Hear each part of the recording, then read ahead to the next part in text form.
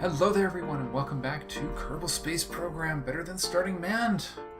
We are here in the VAB getting ready to launch at long last Duna Probe Mark 1. And as you can see, it's undergone a few minor revisions since the last episode.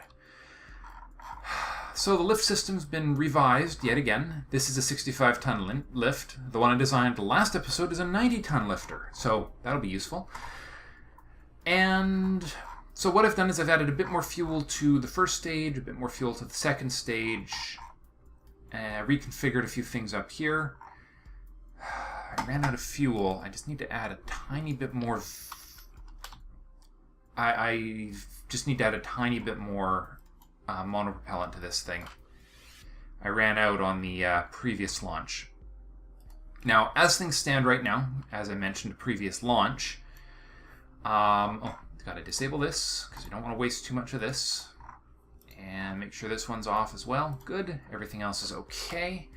Alright, so I've reduced the mass of this upper stage of the lander. And I've cut a battery, cut a landing gear or some fuel. Likewise for the Ike lander, which is already in orbit, which you'll see simultaneous launch. I managed to recover about 20,000 off of the returning this on the Ike lander, so hopefully we can bring this back today. So that won't be on camera. What will be on camera is this into orbit and bringing back this lower stage successfully this time. I figured out how to do it. As long as I don't use up too much fuel on the launch, we should be fine.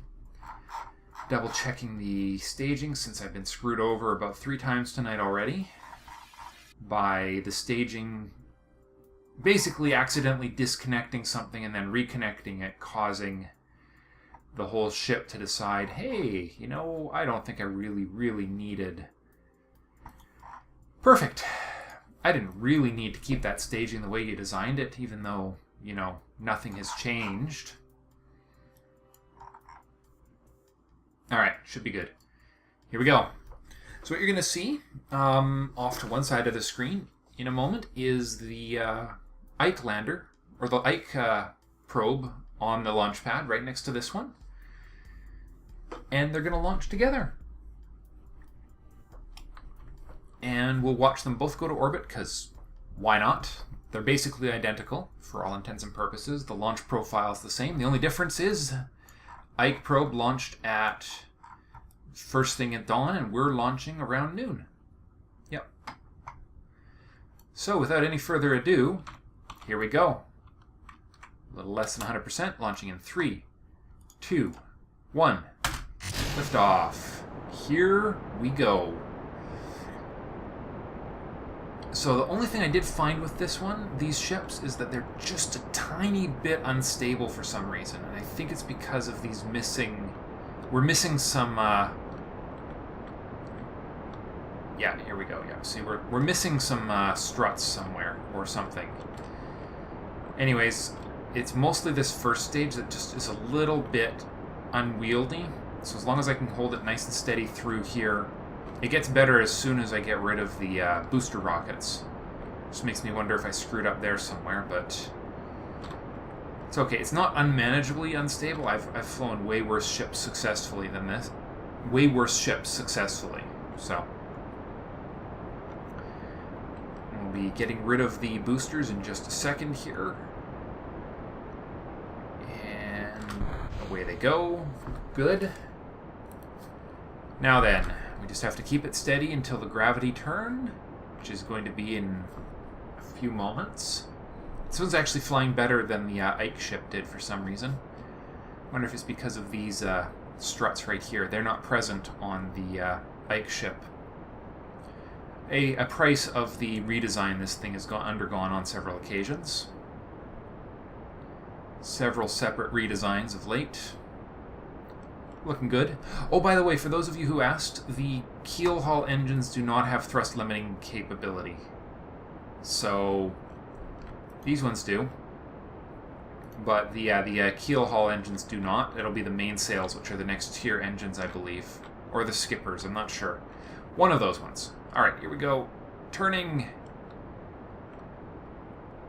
So if this one is flying just like the... It's marginally heavier than the Ike ship. So that's something to keep in mind. Now, before you guys ask, I've already adjusted run enough time by to have Duna and Kerbal in conjunction with one another. Come on. You turn already? Boy, this one really does not want to turn, does it? I'm holding down that button with all my might. Well, we'll get as far over as we can. And then we're going to detach anyway, so it'll be okay. Alright, there we go. And we have to keep it at the same position to keep the skipper engine from overheating, unfortunately. But that's okay. We don't actually need that much more fuel than this.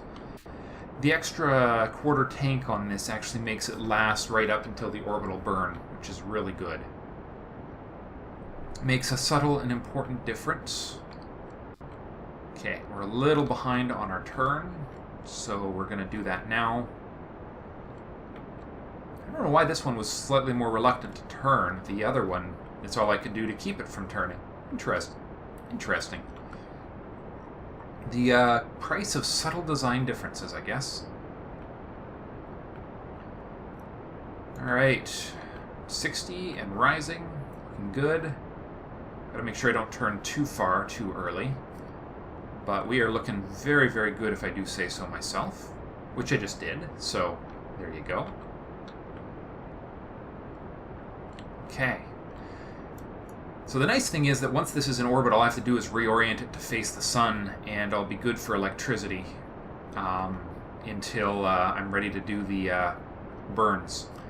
Now we're going to burn the apoapsis a little higher on this one, because of course we're going for an interplanetary flight. We don't want to be stuck trying to launch from a 70-kilometer periaps, or apoapse. So we're going for about 85 is where we're going to stop this burn and try and circularize, and the other one's sitting at around 100. So take that for what you will. Alright. Now then, what happened to the last ship, and as you'll see, is the gas ran out on it. Really early. This one's doing much better because of the extra tanks, which is good. Okay. There we are.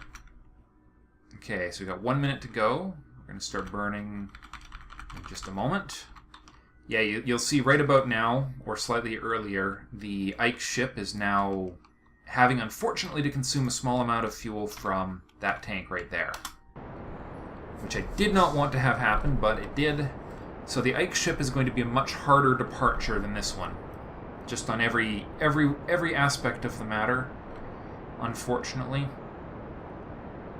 But that is what happens sometimes.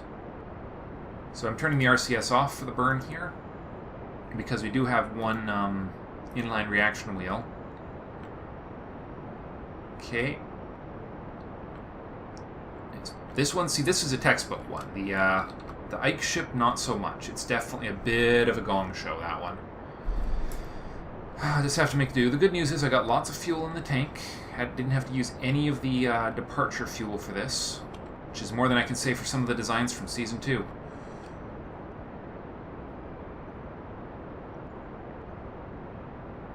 Oh, stop.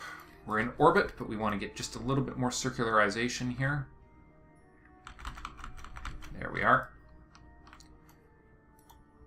Lots of RCS left. That'll make this one much easier to get home to. So yeah, the Ike one had to go through an entire orbit to really clean up its act. There we go. 85, 87. That should be good for this. And that's enough fuel to get this thing back intact. So really, what more can I ask for? Other than a quick turn? No. Other way. SAS off. Stop fighting the SAS. Rotate this to face the sun. And then we will detach this manually. We just need to rotate it so that it's not consuming any electricity. There we are. It's now charging. Good. Okay. Little time warp. And a little decouple. This is the one we're flying. Let's keep rotating it to point retro. And it is party time now. So we're going to bring this home. I guarantee it this time, because we're going to quick save, like so. We're going to leave it pointed right there. And then we're going to just slow it down. So we want the periaps to be around 50 and 55. Between 50 and 55 is what I had on the previous flight. Actually, I was a little lower than... I was a little below 50, actually. I accidentally fired the engines. Now, the good news is that with the RCS and SAS, a little RCS fuel left here, I'll be able to orient this one much better than the other.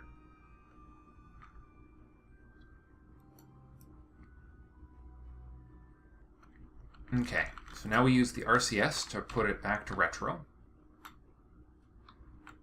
And then we will do a physics warp in the atmosphere until we get closer to the point where the fire is going to start. It's also coming from a little lower than the other one. The other one had an apoaps of a little over 100 actually due to glitchiness on my part. Okay, let's just keep that nice and steady. And let's start bringing her down.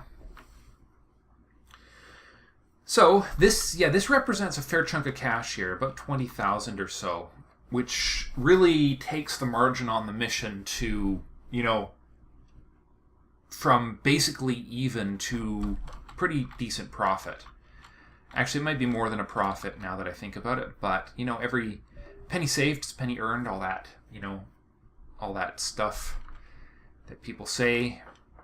All right, we're going to go with the low precision, the precision orientation.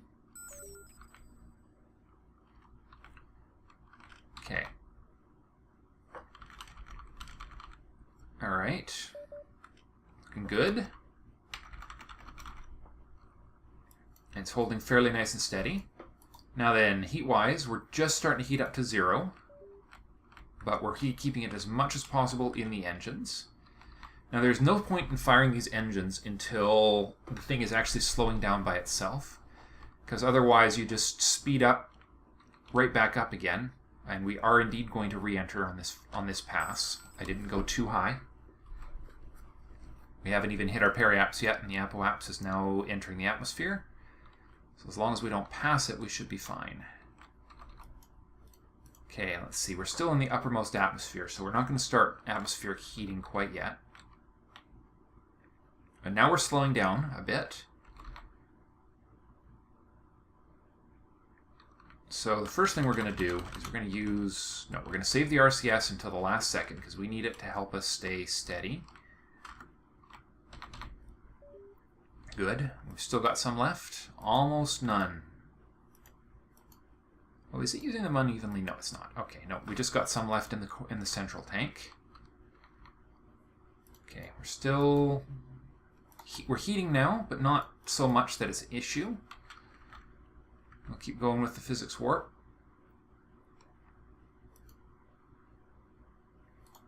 See, I wanna fire these before they start overheating. Oh, there we are. We just transitioned to the atmosphere. So basically, as soon as I see the re-entry burn starting, or the re-entry heating effect starting, is about when I can do the burn to slow this down. And it needs to be below 2,000 for sure, and probably pushing down towards 1,500 or, yeah, somewhere between 2,000 and we're going to run out of RCS pretty quick here. The only hope I have is that the... actually, if I turn the SAS off now, the... yeah, that's going to be a bit of a problem. We're actually going to come down in the mountains, aren't we? That never ends well.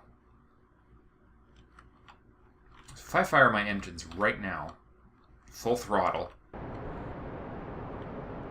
it'll bring us in faster, but it will slow us down a whole bunch.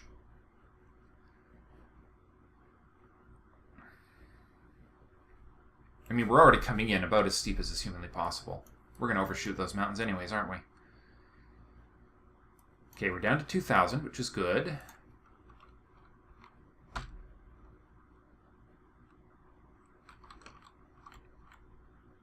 No, we need to save that RCS for this orientation business. Just keep it on. Okay, here we go. Reentry heating is beginning, and we need to do one last pulse on the engines as soon as these engines start overheating. We're going to lose a few things. We'll probably lose our RCS for sure. Possibly some struts. Okay, coming up on it now. Okay, we're almost there. Okay, things are starting to cool. We're still heating up. Still heating.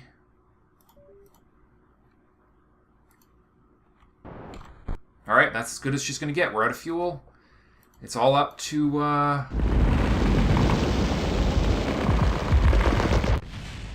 Yikes. Well, there goes the RCS. Ain't using any more of that. At least not from the lower ones. Temperature still rising. Yikes. Come on. Stop rising. Stop. Peaking. Peaked. Peaked. Temperature has now peaked. Temperature has peaked. We're going to make it. We've officially survived reentry as of now. Because all the things are getting cooler. You think? Chute deployment might just be unsafe right now, guys. For some reason, 1,000 meters per second is a little bit fast to deploy parachutes. Don't know why, but, you know, one of those funny things about life, the universe, and everything. Okay. Well, we are coming in nicely. Still unsafe. 600. Well, yeah, okay. We're still going half the speed. 400. RCS is off. I guess I could deploy them now, couldn't I? Could be a plan. Let's do it. Let there be deployment. Yes! Okay. Well, as I say, I mean, even if this thing tips over and smashes into chunks, which it did on the other one as well, because, I mean, we are looking at... Ooh, but we do have RCS. Do we have a little left? We do. So I could actually possibly slow the tilt down enough to keep it from breaking. Of course, I think I'm going to need most of that to slow down the actual descent so it doesn't smash the most expensive engine on the ship off, namely the keel haul. Because the parachutes aren't quite enough to slow it down to a dead stop. It'll get us most of the way there, but it's not going to, you know, get us down below that magical 7 meters per second mark, which is about where most things don't shatter. See, we're at 9 and dropping. We'll just accelerate a little bit of this. Let's see. Can I even slow it down? No. Not really. Not enough to matter. So we're just going to have to accept whatever happens when we hit the ground here and hopefully use this RCS to keep the tilt from being too onerous.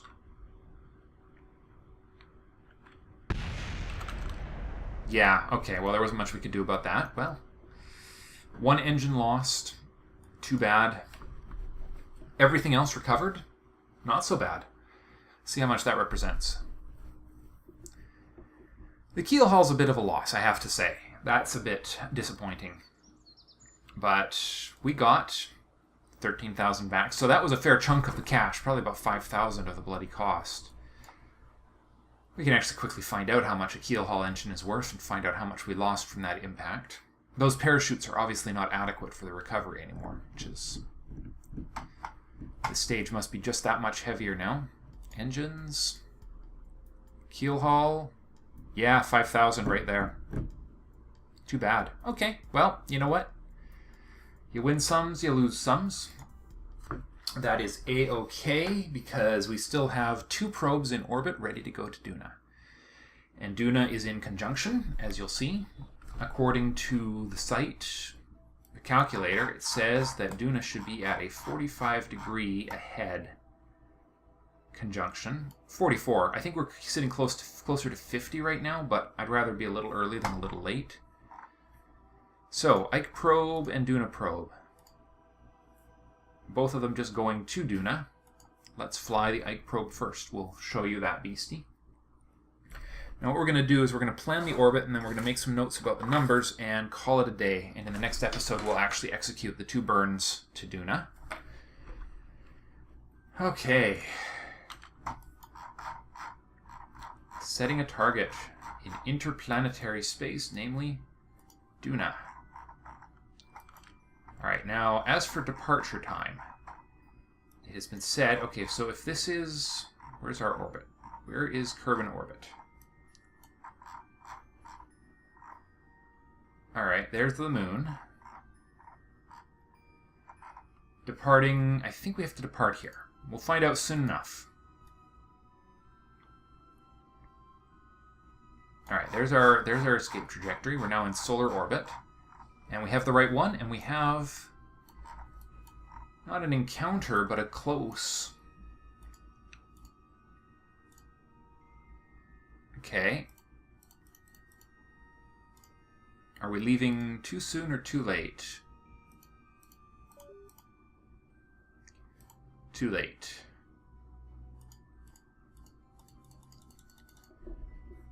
Or, okay, let's see, what do we have is happening? We're missing? Yes, we're missing.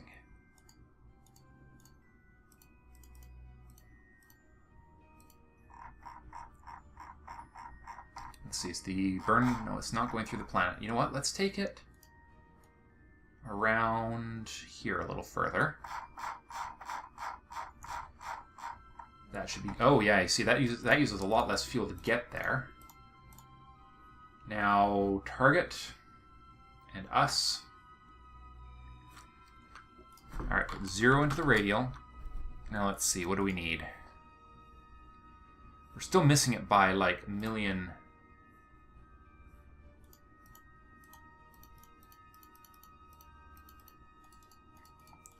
Alright, we're getting there too... Are we still getting there too late? Yeah, we're a lot of millions away from that.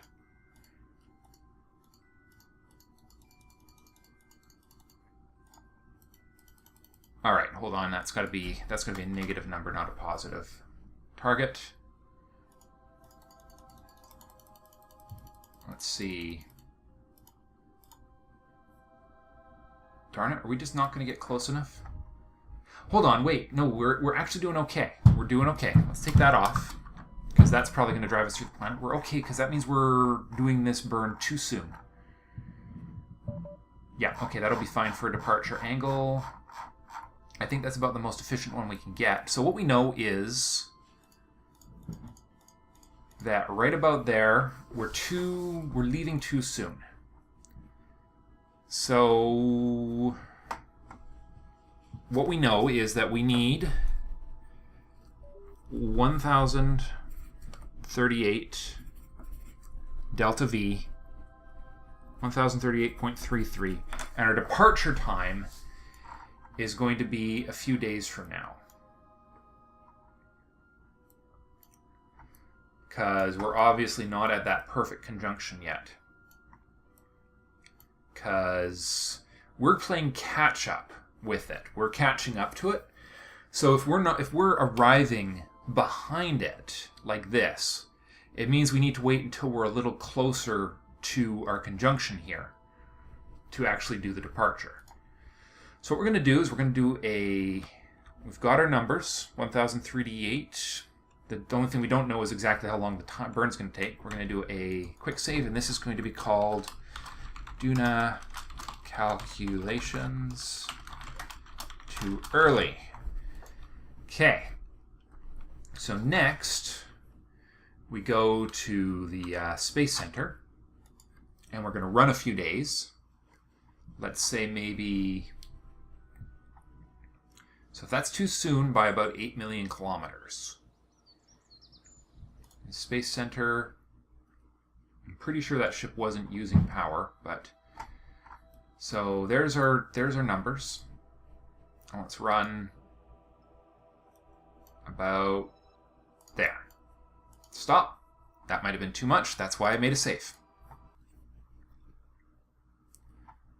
So now, so much about timing here. To the map. Let's check our numbers.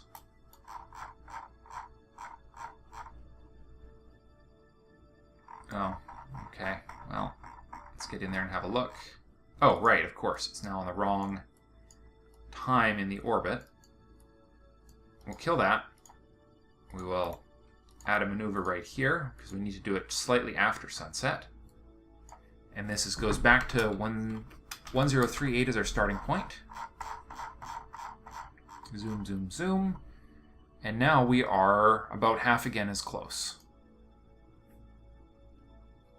So, let's see, if I change the departure time, nope, that does nothing. That probably takes us straight through the planet. Okay, so what we need is a few more days to pass. That's obviously messed everything up right there. No, not as much as I thought. Okay. Alright, well, we'll delete that. Once more. Too soon as well. Okay, Space Center. Oh, well, I didn't check to see what that thing was doing for battery. That might be important. Fortunately, it didn't die. We'll accept that it did not die, so let's just see what happens here. So we need to run. The actual number is about 44.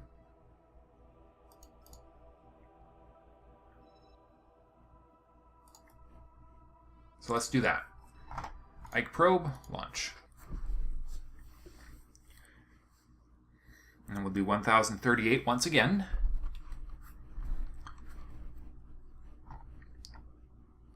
With a new departure. Again, departing around sunset, a little after. 1038. Let's see what we got. We have a no encounter. Come on. We are off by... Still falling behind by about 2 million. Let's see. Let's see if I add...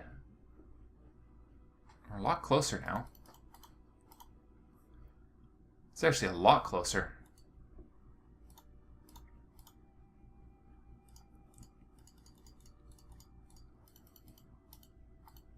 Yeah, we're only 2 million... We're 2 million kilometers. That's not quite as much of a close enough approach for my purposes. Is this thing charging? It is not, in fact. Oh. Well, or it could be fine. Whoops. Did not mean to do that, but it's not losing power here, so, or at least not at a rate sufficient for me to be worried. Because we're only running a matter of days. So let's go back to the Space Center. One more time, and then we'll be ready next episode for our burn. Should have quick saved, but if worst case scenario, I'll go to my other quick save. I could probably calculate this based on universal time, but we don't really need to do that, so there. Just a little more. There. All right, Ike probe. Let's go again.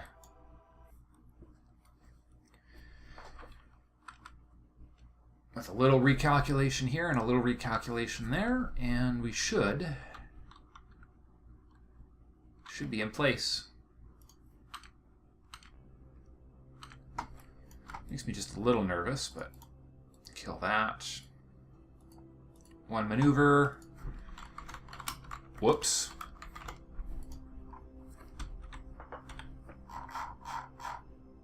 Oh. That's not good. We're having a little bit of an interference pattern from the moon here.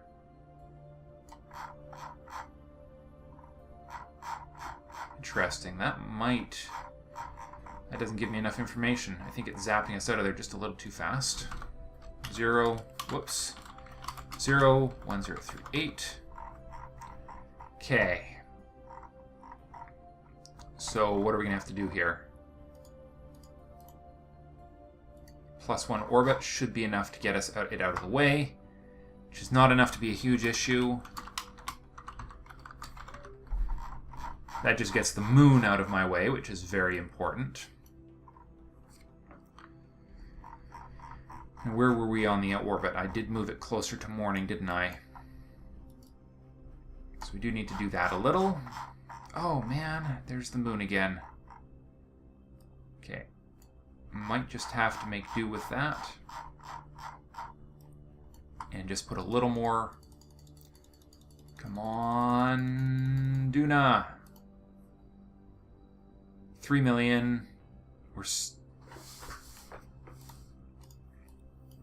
Let's see, what can we do at this point?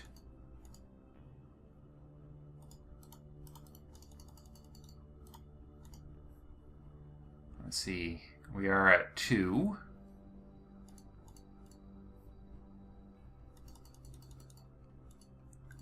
See what we can do here with a little radial work.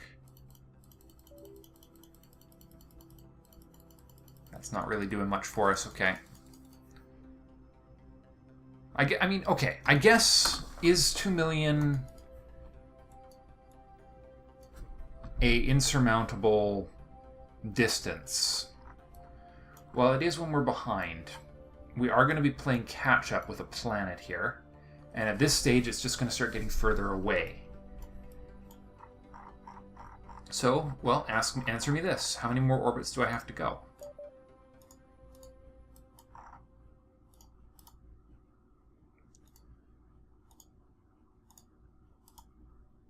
One, 2, 3, 4, 5, 6, 7, 8. That's 8 days, 8 orbits later. Is that reducing the number? 2.2. I think it might be. 2.1.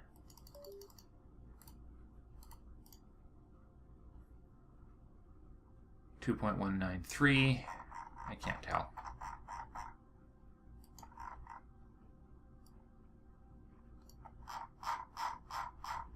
Oh, we got to swing it around a little further so we don't hit the moon again.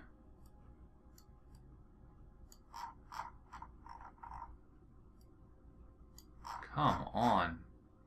Now Minmus? Man. Alright, hold on. 0 you out, 0 you out.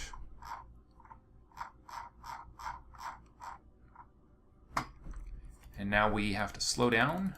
I think that 1038 number was...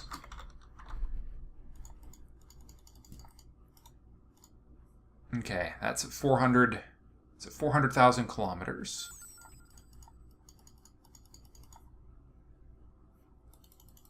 And what if I start adding a bit of radial to that?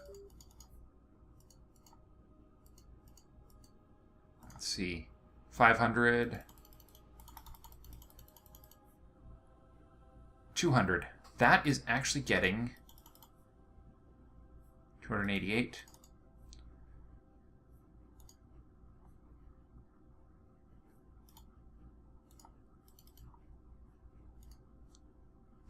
Okay. That's getting to be close to being about as good as it's going to get. I would really like to have an encounter, but maybe we can adjust for that a little later.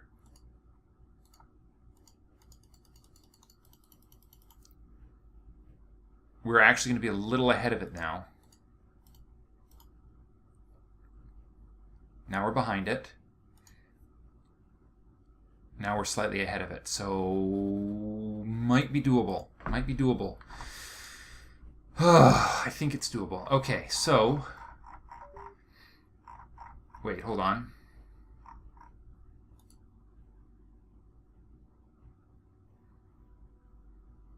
No, that's not right. What was that button supposed to do? I'm not even sure. You know what? Let's bypass a couple more days here. Still too early. 3, save. Okay. Gotta get this right. If anything is going to be important to get right, it's going to be this one.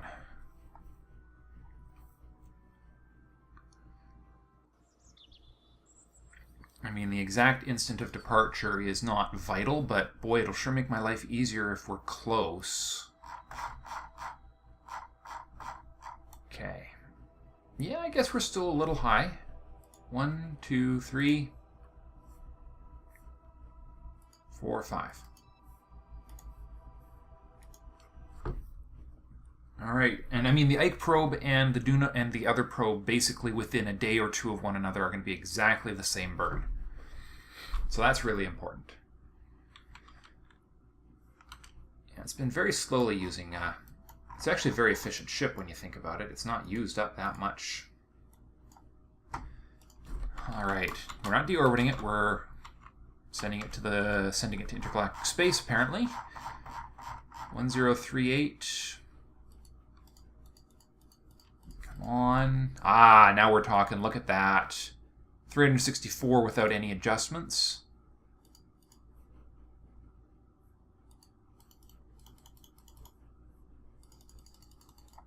Okay, well, hold on. If we add 63,000 kilometers, that's almost an encounter.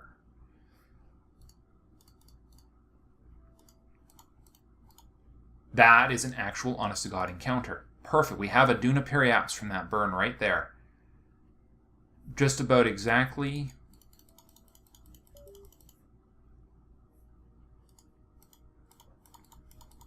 Now we just have to make sure that when we do this radial, that we're not going through the bloody planet in the process. We are not. Periapse 98 is still good. Uh-oh, what do we hit? Nothing, okay. So that is it right there. That is a Duna within a whisker of a Duna encounter. So, pausing the game, we're going to take some notes here. The departure time is 24934370. For those that don't know, that's the universal time. It's basically the measure of time in the Kerbal system since the game started. Prograde 1047.2. Radial -96. Ejection angle 151.9 degrees. Inclination 0.14. Okay. So these numbers approximately will apply to both ships. It's going to be obviously slightly different numbers for the Duna ship itself, but within a quote-unquote margin of error, that is an adequate departure angle. Okay, that is it. In the next episode, we're going to execute a pair of burns to Duna and do a little solar panel maintenance management on the way. This thing is really quite efficient. I mean, I've still got days before these things are burned down to the point where this ship's going to croak on me. So, nothing to worry about. So, just to show you the other ship in orbit, see if we can find it. What's the orbital difference? There it is, Duna probe. So we're not even that far away from each other.